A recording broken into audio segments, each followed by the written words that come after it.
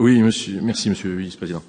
Chers collègues, monsieur le vice-président, dans une communication, vous nous présentez donc un rapport d'orientation pour la préfiguration de cette fameuse agence régionale pour la biodiversité.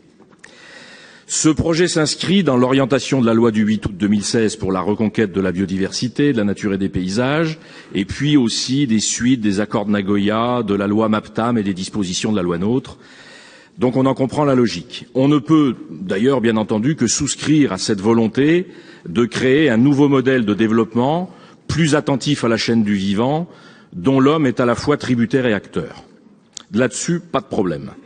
Dans ce rapport, il est fait état, au travers de la création de cette agence régionale de la biodiversité, d'une, je cite, recherche d'efficience maximum, sachant que cet organisme a vocation à être, je cite toujours, l'outil majeur de la mise en œuvre de la stratégie régionale en matière de biodiversité.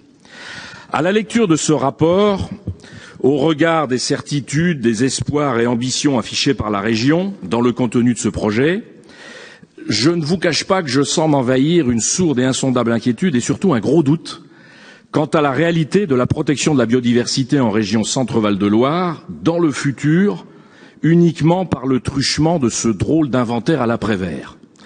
En effet, cette agence qui serait, je cite, l'instance unificatrice de la diversité des acteurs, elle risque d'avoir un sacré boulot, puisque j'ai compté pas moins de 43 organismes de l'État et des collectivités cités dans ce rapport, concernés dans leur action, tous plus ou moins autonomes, sans compter bien sûr les 300 associations naturalistes, majoritairement sous l'égide de France Nature Environnement.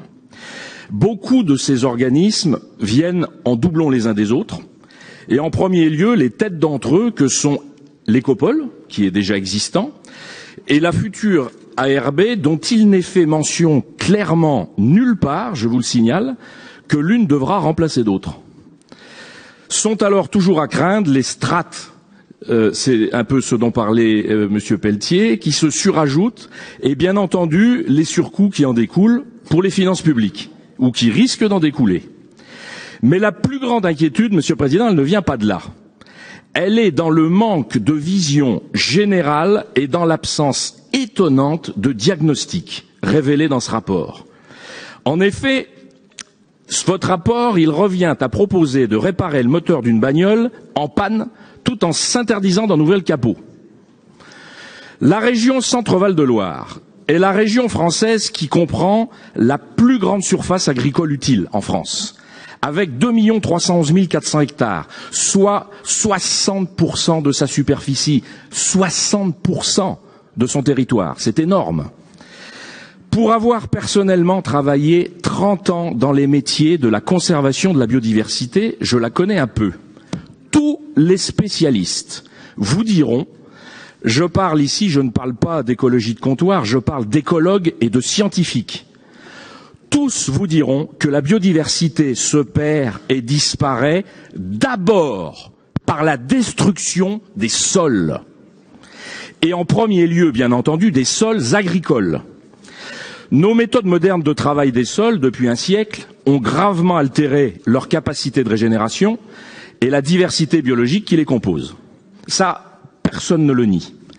Dans l'intégralité de votre rapport, pas une seule fois la restauration des sols n'est citée, prise en compte, ni même abordée. Pas une seule fois, Monsieur Faucheux.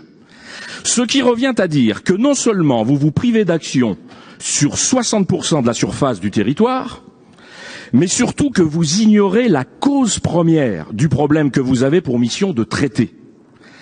La source de cette erreur magistrale ne se trouve-t-elle pas dans la nature même du raisonnement des acteurs du projet, des auteurs du projet, car l'esprit de ce rapport est encore imprégné de l'idéologie écologiste des années 70, c'est très clair, et de ces concepts aujourd'hui complètement dépassés. Parce qu'enfin, aujourd'hui, la bataille des idées, elle est gagnée. L'opinion publique a entièrement intégré l'évidence de la nécessité de protéger la nature et s'en est même emparée dans tous les domaines de la société. L'écologie est désormais une notion intégrée transversalement dans toutes les politiques publiques, dans tous les partis, dans toutes les actions collectives, dans tous les enseignements, même si ça n'est pas parfait, mais c'est pris en compte. Il faut cesser de vouloir diriger, à la manière des années 70, les moyens vers l'information des scolaires ou des populations X ou Y. Le problème, il n'est plus là, il est ailleurs. Cette vision de l'action publique, par la seule coordination à la manière d'une espèce de transhumance, de la foultitude d'organismes déjà existants et maintenus dans leurs prérogatives respectives, parfois par clientélisme, ne répond pas à l'urgence de la situation. Aujourd'hui, la seule façon d'être efficace est d'être dans l'action concrète aux côtés des acteurs opérationnels de la gestion des espaces. Pour les 40% du territoire hors surface agricole, il se partage essentiellement entre les zones urbaines et les zones forestières. En ce qui concerne les forêts, l'ONF pour le public et les CRPF pour le privé sont des organismes d'ores et déjà performants et responsables qui intègrent déjà dans leurs actions la préservation de la biodiversité autant qu'ils le peuvent. Il faut bien sûr les soutenir et les y aider. Pour les zones urbaines, l'action de la région au travers de la future ARB peut mettre le paquet, pardonnez-moi l'expression, notamment en soutenant les communes dans l'objectif zéro pesticide. C'est déjà un énorme défi.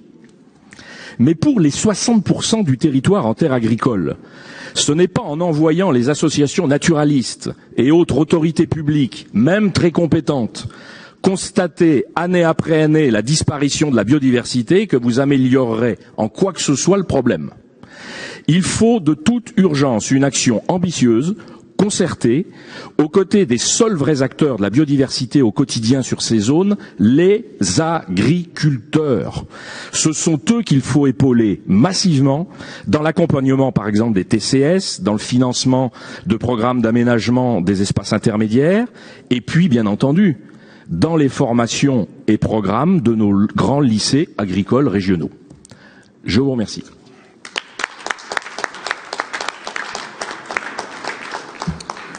Merci.